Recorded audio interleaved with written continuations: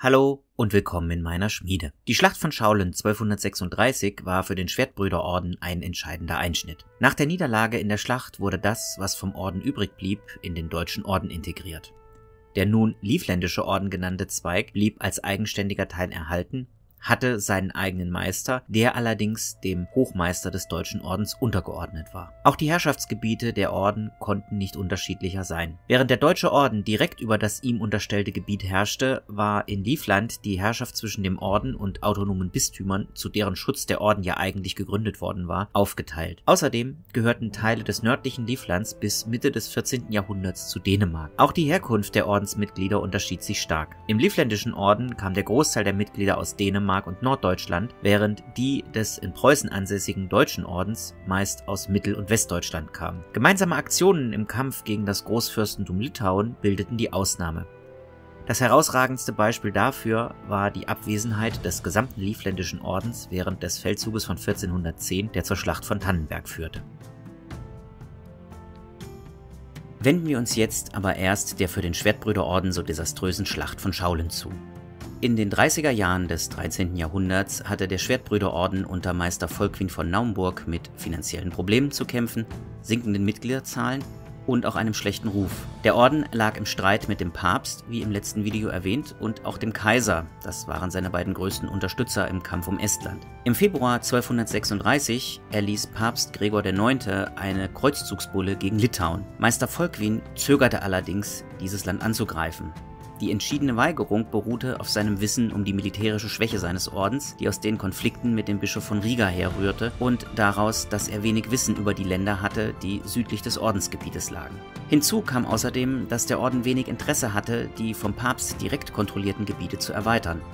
Dem Orden wurde ja nur 1/3 der eroberten Ländereien zugesprochen, die dann zum Teil auch wieder sehr schnell verloren gingen und damit auch die Einkünfte, die der Orden für seinen Unterhalt brauchte. Entsprechend verzögerte Volkwin den Beginn der Kampagne bis in den späten Sommer, in der Hoffnung, so den riskanten Angriff auf ungekanntes Gebiet ganz abzuwenden. Diese Verzögerungstaktik war aber nicht von Erfolg gekrönt, weil der Papst Meister Volkwin zum einen zum Aufbruch drängte und zum anderen im September ein Kreuzfahrerheer aus Holstein unter Graf Heinrich von Danneberg und Theoderich von Hasselsdorf in Riga eintrafen. Diese verlangten ebenfalls am Feldzug beteiligt zu werden, und der Rat Meister Volkwins, doch auf den Winter zu warten, traf bei den Kreuzfahrern auf Unverständnis. Das liegt daran, dass im Mittelalter der Krieg im Sommer und Frühling geführt wurde, aber nicht im Winter. Aufgrund der landschaftlichen Gegebenheiten, Flüsse, Seen und Sümpfe, war ein Feldzug allerdings im Baltikum nur im Winter möglich, da er nicht durch das Terrain selbst behindert wurde. Die Wasserflächen froren im Winter zu und waren dann auch für schwere Kavallerie passierbar, die die stärkste Waffe der Kreuzfahrer war. Statt nun auf Volkwins Rat zu hören und den Winter abzuwarten, drängten sie, wie auch der Papst, auf den Beginn des Feldzugs. Das sollte sich später als verheerend erweisen. Die Verzögerungstaktik Volkwins führte schließlich zum Konflikt mit den Heerführern. Volkwin, nun von zwei Seiten bedrängt, Papst und die Heerführer aus Holstein, gab dem Druck nach und plante einen Angriff auf Samogitien. Das ist ein Teil des heutigen Litauen. Sein Ziel war es, die Ostseeküste bis zum Gebiet des Deutschen Ordens zu erobern, um so eine Landverbindung der beiden Ordensstaaten herzustellen. Die Ordensbrüder selber waren weit zurückhaltender und wollten lieber die Gebiete entlang der Duna erweitern, statt gegen Samogitien zu ziehen. Auf ihrem Weg ins südlich gelegene Samogitien durchquerten die Kreuzfahrer Semgallen. Dabei plünderten sie die auf ihrem Weg liegenden Siedlungen. Die Angegriffenen hatten nur wenige Tage Zeit, um eine Streitmacht zur Verteidigung aufzustellen. Wahrscheinlich etwa Mitte September plünderten und zerstörten die Kreuzfahrer die Güter Herzog Viktinas von Samogitien. Dieser soll später das semgallisch-litauische Heer in der Schlacht von Schaulen geführt haben. Als sich die Kreuzfahrer schließlich wieder nach Norden wandten, um sich auf das Ordensgebiet zurückzuziehen, trafen sie an einer Furt auf die Samogiten. Diese versperrten ihnen den weiteren Weg nach Norden. Nun rächte sich auch der erzwungene Aufbruch des Heeres. Aufgrund des Spätsommers war der Boden noch sumpfig und weich. Die Holsteiner befürchteten, in dem sumpfigen Gelände ihre Pferde zu verlieren, weigerten sich aber auch gleichzeitig, unberitten zu kämpfen. Seiner schlagkräftigsten Waffe beraubt, beschloss das Kreuzfahrerheer, das Lager aufzuschlagen und die Nacht vor Ort zu verbringen, um am nächsten Morgen in aller Frühe ihren Feinden zu entkommen. Am Morgen des 22. September rückte aber in aller Frühe das Heer Herzog Viktinas heran und griff die Kreuzfahrer an. Litauische leichte Kavallerie setzte auf kurze Entfernung Wurfspeere ein, die gegen die unbewegliche schwere Reiterei sehr effektiv waren.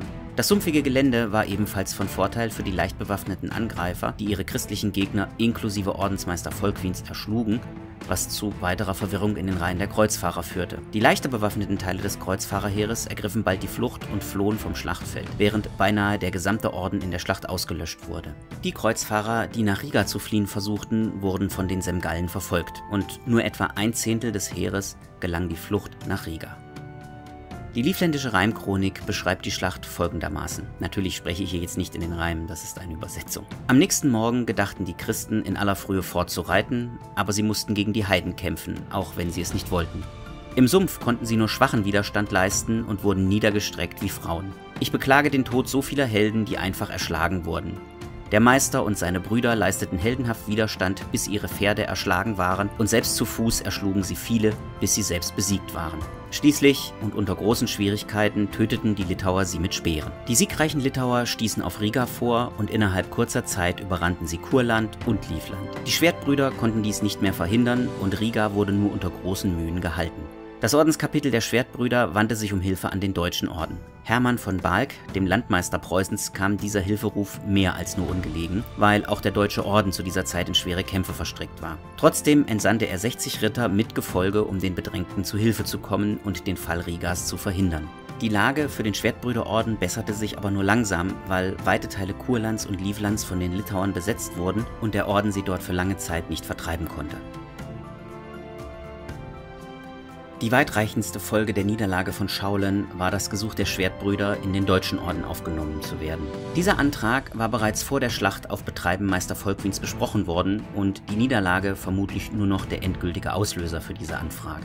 Papst Gregor ordnete schließlich die Vereinigung der beiden Orden an, wobei ihn der Legat der Baltenmission Wilhelm von Modena bestärkte. 1237 verhandelten die Orden in Viterbo in Mittelitalien. Dänemark stellte sich gegen die Vereinigung der beiden Orden, bis dem Königreich Estland vertraglich fest zugesichert wurde. Nach dem Verhandlungsort wurde der Vertrag Viterbo Union genannt. Durch die Union wurden nicht nur die Orden, sondern auch die beiden Ordensstaaten vereinigt. Livland wurde Preußen angegliedert und der Deutsche Orden erweiterte somit sein Gebiet im Baltikum beträchtlich. Allerdings war, wie ja schon an anderer Stelle erwähnt, die Vereinigung der Orden nicht vollständig, weil die Schwertbrüder ihre Selbstständigkeit behielten. Die Organisation wurde im Grunde beibehalten, nur der Herrenmeister, also der Ordensmeister, wurde zum Landmeister in Livland. Der Landmeister stand zwischen den Landkonturen, die die Verwaltungsbezirke des Ordens, die sogenannten Balaien, leiteten, und dem Hochmeister, also dem Großmeister des Ordens. Ansonsten änderten sich nur die Äußerlichkeiten. Die auffallendste war dabei der Austausch des Roten Kreuzes mit Schwert gegen das Schwarze Kreuz des Deutschritterordens in Wappen und Siegel. Mit dem Anschluss des Schwertbrüderordens an den Deutschen Orden sind wir jetzt auch am Ende des Videos angekommen und die Modelle sind fertig. Wie immer hoffe ich, dass euch das Video gefallen hat. Wenn es das getan hat, dann lasst mir einen Like oder Kommentar da, teilt das Video, abonniert den Kanal und läutet die Glocke. Eben alles, was ihr so von YouTube kennt, und bis bald in meiner Schmiede.